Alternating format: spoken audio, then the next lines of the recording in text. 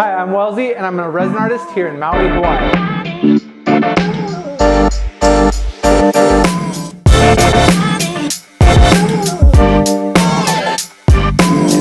I wanted to share with you my process of using rice paper in my medium, fiberglass and resin.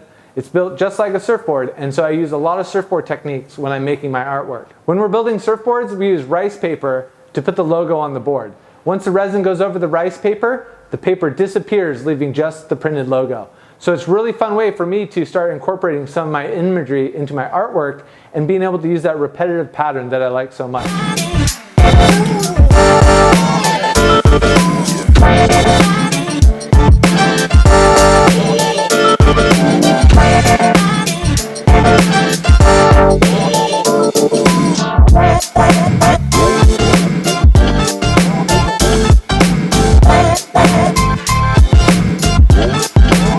Thanks for watching, and make sure you subscribe to my channel so you can see a bit more of the creative process. All right, stay inspired. Aloha.